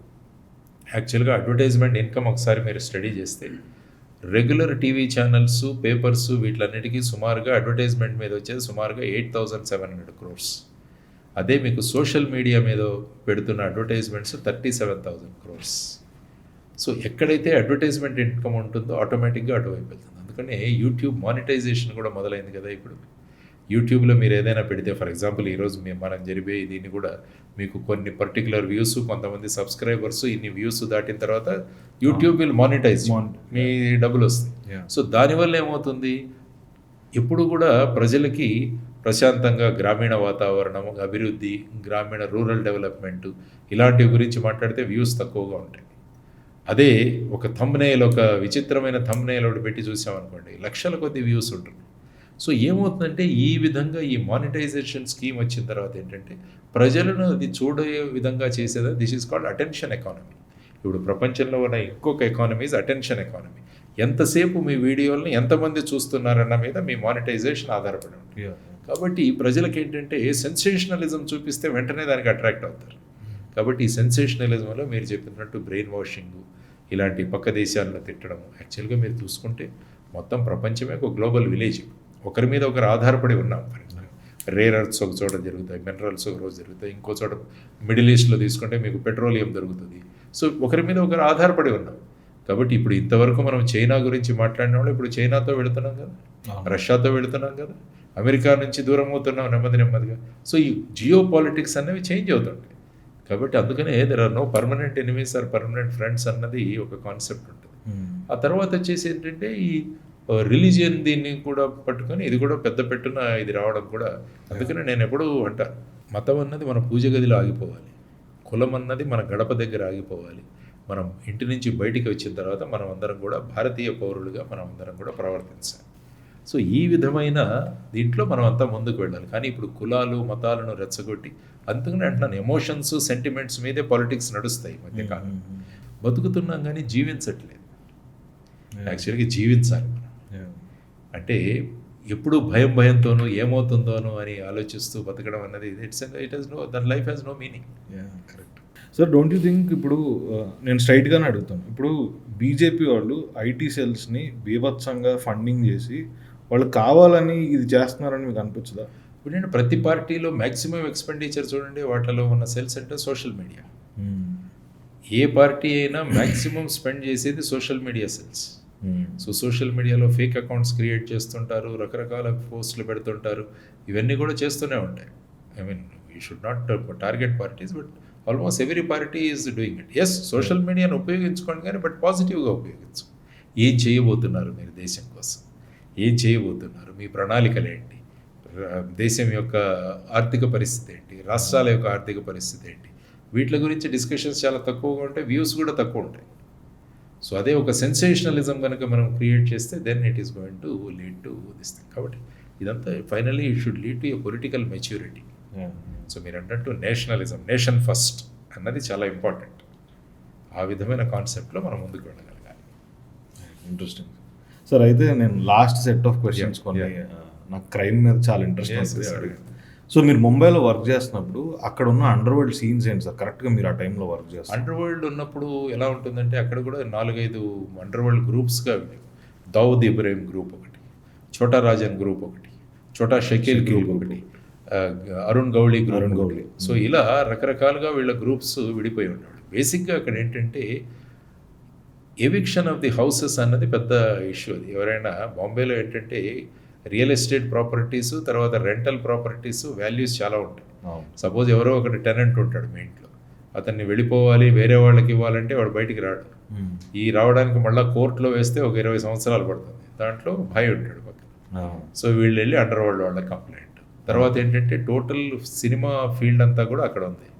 కాబట్టి వీళ్ళకు థ్రెట్స్ ఇవ్వడం, ప్రొటెక్షన్ మనీ వాళ్ళ దగ్గర నుంచి కలెక్ట్ చేసుకోవడం. సో ఇవన్నీ కూడా వీళ్ళ బేసిక్ యాక్టివిటీస్. తర్వాత నార్కో టెర్రరిజం, నార్కోటిక్స్ ఇవన్నీ కూడా. సో ఈ విధంగా వీళ్ళ గ్రూప్స్ అన్నవి డివైడ్ అయిపోయాయి. సో ఆ తర్వాత ఏమైందంటే వీళ్ళను క్రమక్రమంగా గవర్నమెంట్ తర్వాత యాక్చువల్గా మీకు చెప్పాలంటే డి శివానందన్ గారని ఆయన జాయింట్ సిపిగా అయిన తర్వాత గవర్నమెంట్ సపోర్ట్తో వీళ్ళని ఇండివిజువల్ గ్యాంగ్స్ అన్నింటినీ టోటల్గా డిసిమేట్ చేయడం జరిగింది. కొత్త చట్టం తీసుకురావడం. ఎందుకంటే మీరు యూఆర్ ఇంట్రెస్టెడ్ ఇన్ లా అన్నారు కదా. Maharashtra control of organised crime act అని మొకోకా అంట, ఆ యాక్ట్ని తీసుకురావడం జరిగింది. దానివల్ల it has created lot of impact. ఎందుకంటే వీళ్ళను త్వరగా వీళ్ళకు బెయిల్ రాకపోవడం, తర్వాత వచ్చేసి వీళ్ళ confessions DCP level officer record చేయడం, చట్టంలో చాలా మార్పులు చేయడం వల్ల ఏమైందంటే బేసిక్గా it has come under control. Of course police కొన్ని టీమ్స్ ఉండేవి, వాళ్ళతో ఎన్కౌంటర్స్ ఇలాంటివి కూడా జరిగేది. సో వీటన్నిటి ఎఫెక్ట్ వల్ల ఫైనల్గా ఏమైందంటే ది అండర్ వరల్డ్ యాక్టివిటీస్ తగ్గిపోయాయి బాగా. ఆఫ్ కోర్స్ ఇప్పటికీ 1993 బాంబ్ బ్లాస్ట్లో మనకు కావాల్సిన దౌద్ ఇబ్రహీం ఇంకా కరాచీలో ఉన్నాడు. We're unable to get him. So అతన్ని త్వరగా తీసుకురావాలని మనం అనుకుంటాం. తర్వాత హెడ్లీ ఉన్నాడు అక్కడ, మన 26/11 దాంట్లో ప్రధానమైన సూత్రధారుడు, అతన్ని తీసుకురావాలి మనం. సో ఇవన్నీ కూడా జరుగుతున్నాయి. సార్ అయితే వైజాగ్లో ఇప్పుడు గూగుల్ డేటా సెంటర్ వచ్చింది కదా. So are you happy? What is the reality? How do you think? Any investment in the country is always welcome. యాక్చువల్గా మీరు చూసుకుంటే భారతదేశంలో 1.4 ఇవి గిగావాట్స్లో లెక్క పెడతారు మామూలుగా data centre. Total is about 1.4 gigawatts as of now. So Google 1 gigawattతో వస్తుంది. 1 gigawatt అంటే 1000 megawatts. ఎందుకంటే బేసిక్గా ఒక డేటా సెంటర్ యొక్క కెపాసిటీ దాని ఎలక్ట్రిసిటీ కన్జంప్షన్ మీద చెప్తారు. సో 1 gigawatt అంటే ఇట్ నీడ్స్ అబౌట్ 1000 megawatts. అందులో కూడా 80% ఈజ్ గ్రీన్ ఎనర్జీ అంటున్నారు. అంటే 800 megawatts అన్నది సోలార్ కానీ, విండ్ కానీ, లేకుంటే గ్రీన్ హైడ్రోజన్ కానీ వీటితో వస్తుంది. సో దానివల్ల ఏమవుతుందంటే ఈ సోలార్ సెటప్ వీటిలో కూడా లాట్ ఆఫ్ ఎంప్లాయ్మెంట్ క్రియేట్ అవుతుంది. అన్ని ప్యానెల్స్ తయారు చేయాలి, అంత మెయింటెనెన్స్ చేయాలి వీటన్నిటిని. తర్వాత ముఖ్యంగా ఏంటంటే సౌత్ ఈస్ట్ ఏషియన్ కంట్రీస్ అన్నీ కూడా ఇప్పుడు ఇవి including America, they are going to depend on this data center. ఎందుకంటే అండర్ సీ కేబుల్స్ అవి వేసి బేసిక్గా మనం ఇక్కడ డెవలప్ చేయబోతున్నాం. సో దానివల్ల ఏమవుతుంది, again employment is going to be generated. ఆ తర్వాత వచ్చేసి ఏంటంటే ఈ ఒక ఈకో సిస్టమ్ డెవలప్ అవుతుంది. సపోజ్ ఒక పెద్ద ఫ్యాక్టరీ ఎక్కడైనా వచ్చిందనుకోండి, దాని చుట్టూ యాన్సిలరీ యూనిట్స్ అవుతాయి. ఫర్ ఎగ్జాంపుల్ టాటా మోటార్స్ పూణేలో ఉంది మాకు. సో దాని చుట్టూ ఒక 5000 యాన్సిలరీ యూనిట్స్, అంటే ఎంత ఎంప్లాయ్మెంట్ క్రియేట్ అవుతుంది అక్కడ. అదేవిధంగా this as a hub and spoke మోడల్లో చాలా యాన్సిలరీ, తర్వాత వచ్చేసి ఎడ్యుకేషనల్ ఇన్స్టిట్యూషన్స్లో కూడా వీటికి కావాల్సిన స్కిల్స్ ఏవైతే ఉంటాయో అవన్నీ, తర్వాత సైబర్ సెక్యూరిటీ అన్నది ఒకటి కావాలి, తర్వాత ఇంత పెద్ద పెట్టున ఎనర్జీ రావాలంటే దానికి మెయింటైన్ చేసేవాళ్ళు, తర్వాత దీనికి కావాల్సిన వాటర్ సప్లై సిస్టమ్స్, ఇవన్నీ కూడా it's going to create a big ecosystem. సుమారుగా ఏంటంటే 15 billions అంటే సుమారుగా 1,25,000 crores దాకా it is going to invest. So it's I think one of the biggest foreign direct investment that is going to come. Sir అయితే నాకు last question ఉంది. ఇప్పుడు మీరు పోలీస్ ఆఫీసరు, ఇప్పుడు పొలిటీషియన్ కాబట్టి ఇప్పుడు you are more into reforms now కదా. So ఎన్కౌంటర్ని మీరు ఎలా చూస్తారు? ఎన్కౌంటర్ ఏంటంటే పోలీసులకు వెపన్స్ ఇచ్చేది just not for ornamental purpose, ఏదో పెట్టుకొని మనం I mean they are meant to be used. When my life is under threat, so I am supposed to use it. అందుకనే కదా నాకు ఇచ్చింది weapon. Even ordinary person, suppose యూఎస్లో తీసుకుంటే every can purchase any weapons, ఎన్నైనా పెట్టుకోవచ్చు ఇంట్లో. Only to take it out you need I think licence ఏదో అనుకుంటా, because you have to protect yourself. అందుకనే గన్ కల్చర్ అనేది చాలా ఎక్కువగా ఉంది మీకు యూఎస్లో. ప్రతిరోజు somewhere or the other some event, ఏదో మాల్లో కానీ, స్కూల్లో కానీ, పెట్రోల్ పంప్స్ ఇవన్నీ కూడా జరుగుతుంది. సో ఇక్కడ ఏంటంటే బేసిక్గా మనం arms, there are lot of restrictions. Arm licence ఇవి ఇవ్వాలంటే కూడా చాలా రిస్ట్రిక్షన్స్ ఫాలో. సో ఆ సిచ్యువేషన్లో వచ్చినప్పుడు the police has to use it. Otherwise నేను యూజ్ చేయనంటే then what is the purpose? నిన్నే చూసాం మనం నిజామాబాద్లో ఒక వెహికల్ థీఫ్, అతన్ని పట్టుకొని వస్తే అతను ఒక కానిస్టేబుల్ని చంపేశాడు స్టాబ్ చేసి. సో ఆ ఇతన్ని ఈరోజు ఐ థింక్ మెడికల్ గవర్నమెంట్ హాస్పిటల్లో ఈరోజు ఒక ఎన్కౌంటర్ జరిగింది. అందులో ఉన్న మెయిన్ అక్యూజ్డ్ ఈ shot by reserve inspector. Yes, అతను పక్కనున్న కానిస్టేబుల్ దగ్గర రైఫిల్ తీసుకొని he wanted to shoot police. So that time you used it. So encounters అన్న వాటికి ఎప్పుడు కూడా there are lot of checks and balances. Encounters మీరు తీసుకుంటే అందులో నేషనల్ హ్యూమన్ రైట్స్ కమిషన్ వాళ్ళ ఒక సిస్టమ్ ఉంది అందులో. ఆ పోస్ట్ మార్టమ్స్ ఎలా కండక్ట్ చేయాలి, తర్వాత రెవెన్యూ వాళ్ళు చేసి వాళ్ళ సమక్షంలో పోస్ట్ మార్టం జరుగుతుంది. ఆ లోకల్ పోలీస్ ఇన్వెస్టిగేట్ చేయకూడదు, immediately should be given to the crime branch. ఇలా కొన్ని సెట్ ఆఫ్ ప్రిన్సిపల్స్ ఉన్నాయి. So ultimately the police is meant to use the weapons in dire situations. Even common public కూడా, suppose మీ ఇంట్లో ఒక దొంగ వస్తాడు, రాత్రి చూసేసరికి సడన్గా మీ ముందు ఉంటాడు, వచ్చేసరికి మీరు అప్పుడు 100కి ఫోన్ చేయరు కదా, you will take this thing. అలా చేసినా కూడా it is not a crime అంటారు. That is called right of private defence. So అటువంటి పరిస్థితుల్లో ప్రజలకు రక్షణ కల్పించాల్సిన పోలీసులనే వీళ్ళు చంపుతున్నప్పుడు, ఆ సిచ్యువేషన్ ఎమర్జ్ అయినప్పుడు అవుతుంది. సపోజ్ కొన్ని సిచ్యువేషన్స్లో lot of doubts are expressed. ఈ ఎన్కౌంటర్స్ ఇవన్నీ కూడా నాట్ జెన్యూన్, బూటకం ఎన్కౌంటర్లు అని కూడా అంటుంటారు. ఆ టైంలో చాలా కమిషన్స్ కూడా ఏర్పాటు చేస్తున్నారు. ఫర్ ఎగ్జాంపుల్ ఇక్కడ దిశ తీసుకుంటే అక్కడ కూడా ఒక జ్యుడిషియల్ కమిషన్ ఏర్పాటు చేయడం. పారిపోవడానికి ట్రై చేస్తున్నప్పుడు కాల్చామని చెప్పారు సార్. అంతే కదా, వాడు జనరల్గా క్రిమినల్ కూడా వాడు తప్పించుకోవాలని చూస్తాడు కదా, ఈ try to run away. But ఆ సిచ్యువేషన్లో ఫైనల్గా ఏమవుతుందంటే ఆ ఒక కేసు రిజిస్టర్ అవుతుంది, దాంట్లో ఇన్వెస్టిగేట్ కూడా చేయాలి. చేసి ఫైనల్గా you have to convince the court that this is real encounter. So you can't get away with అందరినీ చంపేస్తూ మనం, అది కూడా it has to be real threat and real situation, and for that purpose police has open fire. ఇవన్నీ కూడా prove చేయాలి. రేపు ఇన్వెస్టిగేషన్లో ఇవన్నీ కూడా బయటకు వస్తాయి. సపోజ్ పంజాబ్ టెర్రరిజం కేసుల్లోనే కొన్ని కేసుల్లో వాళ్ళు ఎక్సెస్ పవర్ యూజ్ చేశారంటే చాలామంది పోలీస్ ఆఫీసర్స్కి శిక్షలు పడ్డాయి. సో అలాంటివి చాలా చోట చూసాం మనం. ఫర్ ఎగ్జాంపుల్ బాంబేలో తీసుకున్నా కూడా కొన్ని ఎన్కౌంటర్ కేసెస్లో అందులో కూడా ప్రదీప్ శర్మ ఇలాంటి ఇన్స్పెక్టర్స్ ఉన్నారు, వాళ్ళ మీద కూడా దే హావ్ బీన్ కన్విక్టెడ్. ఇలాంటివి తీసుకుంటే సచిన్ వాజే అని వీళ్ళందరి మీద కేసెస్ అయ్యాయి ఇవన్నీ. So you can't be trigger happy, but you should use the trigger for the right cause అన్నది మనం గమనించాలి. సార్ అయితే జనరల్గా కన్విక్ట్ చేస్తే శిక్ష ఏముంటుంది సార్ వీళ్ళకి ఎన్కౌంటర్కి? ఎన్కౌంటర్ కేసు అంటే I mean it's a cold blooded murder అంటాం మనం. ఫైనల్గా లైఫ్ సెంటెన్స్ చేస్తారు. లైఫ్ సెంటెన్స్ చేస్తారు it is proved that the encounter is fake. Sir అయితే ఇప్పుడు కానిస్టేబుల్స్ దగ్గర ఈ డబుల్ బ్యారల్ గన్స్ ఉంటాయి కదా, అండ్ కొంచెం హైయర్ అఫీషియల్స్ దగ్గర రివాల్వర్స్ ఇవి ఉంటాయి. దీని లాజిక్ ఏంటి, ఎందుకు ఇట్లా ఇస్తారు అనేది? అంటే సాధారణంగా ఏంటంటే ఈ me for example SLR rifles కానీ, ఇన్సాస్ రైఫిల్స్ కానీ, AK-47 కానీ ఫైర్ పవర్ ఎక్కువ దాన్ని, ఫైర్ పవర్. తర్వాత ఏంటంటే ఈ తర్వాత సీనియర్ ఆఫీసర్ దగ్గర షార్ట్ వెపన్స్ ఉంటాయి బేసిక్. ఎందుకంటే number 1 is the flexibility. Right, senior ఆఫీసర్లు పెద్ద రైఫిల్ పట్టుకొని తిరుగుతుంటే it is not correct. And also ఏంటంటే it gives sometimes for them to use their discretion also. Right right. తర్వాత ఏంటంటే కానిస్టేబుల్స్ వీళ్ళు జనరల్గా they operate under the command of an officer. జనరల్గా వాళ్ళు స్వయంగా ఓపెన్ ఫైర్ చేయడం అన్న తక్కువ, the always look for the officers commands. తర్వాత ఏంటంటే ఫైర్ పవర్ అన్నది కూడా కావాలి మీకు బేసిక్. ఫర్ ఎగ్జాంపుల్ 26/11 తీసుకుందాం, ముంబై కేసులో వాళ్ళు AK-47తో వచ్చారు, కసాబు వీళ్ళంతా. So you need to have enough fire power. So fire power కోసం ఇవన్నీ కూడా పెట్టుకుంటాం. బుల్లెట్ ప్రూఫ్ జాకెట్స్ కానీ ఇవన్నీ కూడా మనకు కావాల్సిన అవసరం. బేసిక్గా ఏంటంటే short arm weapons are basically for your I mean మూమెంట్స్కి, హ్యాండ్ టు హ్యాండ్ కాంబాట్. ఇవి ఫెయిల్ అయిన తర్వాత then you can go for the next weapons. Suppose ఈ స్మాల్ ఆర్మ్స్, ఎందుకంటే ఇందులో లిమిటెడ్ కెపాసిటీ ఉంటుంది. రివాల్వర్ తీసుకుంటే 6 ఉంటాయి, తర్వాత అదే పిస్టల్స్ తీసుకుంటే about 14-15 we can fire. But ఇందులో 30 మ్యాగజైన్లో ఒక్కోట్లో 30 ఉంటాయి. బట్ 4-5 మ్యాగజైన్స్ పెట్టుకుంటే they will have enormous fire power. So అటువంటి దానికి ప్రిపేర్డ్గా మనం ఉండాలి. రైట్. మీ దగ్గర ఏ గన్ ఉంది సార్? మేము జనరల్గా ఉన్నప్పుడు మేము యాంటీ నక్సల్ ఆపరేషన్స్లో used to keep AK-47s with us. అదర్వైజ్ మాకు బాగా రివాల్వర్ కానీ పిస్టల్ కానీ ఉంటుంది ఫోర్స్లో. సార్ ఏ మిలిటరీ వాళ్ళని అడిగినా వాళ్ళ ఫేవరెట్ AK-47 అని చెప్తారు, మీకు అంటారా? AK-47 is a very reliable weapon. చాలా రిలయబిలిటీ ఉంటుంది, ఎప్పుడు కూడా స్టక్ అవ్వదు.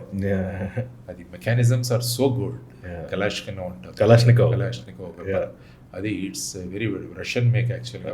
నేను దాని స్టోరీ చదివాను సార్. AK-47, AK-56 ఇవన్నీ కూడా వచ్చాయి.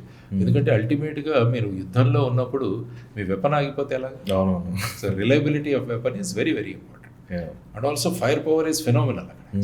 యాక్చువల్గా తీసుకొని మనం బర్స్ట్ ఫైర్ ఓపెన్ చేస్తే Yeah. With in 1 or 2 minutes we can empty the magazine. Yeah. అంత ఫైర్ పవర్ ఉంటుంది అనమాట అట్లా. అంటే ఎదురుగా టెర్రరిస్ట్ వస్తున్నప్పుడు ఆర్ నక్సలైట్స్ మన మీద ఫైర్ చేస్తున్నప్పుడు we should use the maximum. Yeah. యాక్చువల్గా క్రౌడ్స్ని మాబ్స్ని డిస్పర్స్ చేస్తున్నప్పుడు use of minimum force. Mm. Terrorism కానీ ఎటువంటి control use of maximum force. So the నామ్ is different. Use of minimum force. ఎప్పుడైనా పబ్లిక్ యాజిటేషన్స్ ఇవి వస్తున్నప్పుడు ఎయిర్ ఫైర్ మొదట లాఠీ చార్జ్ చేస్తారు, Ah. టియర్ గ్యాస్ వేస్తారు, అంతేకాకుండా ఫైనల్గా వార్నింగ్ ఇచ్చి ఫైర్ చేస్తారు. ఫైర్ ఆల్సో కూడా below the waist. Yeah. But here should to kill, ఎందుకంటే your life is under threat. Right. So then you have power to kill. ఆ విధంగా ఇప్పుడు జనరల్గా నాకు గన్స్ అంటే చాలా ఫ్యాసినేషన్. ఇప్పుడు నేను గన్ కొనుక్కుని అదే పెట్టుకోవాలంటే ఏం చేయాలి?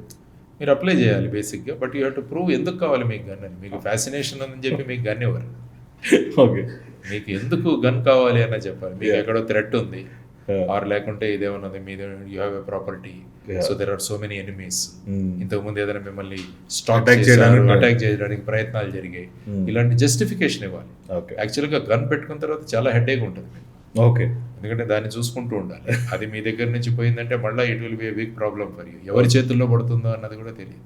Yeah. చాలా మంది అనుకుంటారు కానీ గన్ ఉంటే బాగుంటుందని. గన్ పెట్టుకున్న తర్వాత చాలా రోజు దాన్ని చూసుకుంటూ ఉండాలి, చేసుకుంటూ ఉండాలి. ఇవన్నీ కూడా జనరల్గా వెపన్ లైసెన్స్ జస్ట్ అప్లై చేసిన వాళ్ళందరికీ ఇవ్వరు. Yeah. There is a regular procedure. తర్వాత సిటీస్లో అయితే commissioner of police will take your interview and you have to justify the reason. Commissioner of police ఇస్తున్నప్పుడు కూడా యూ హ్యాస్ టు జస్టిఫై.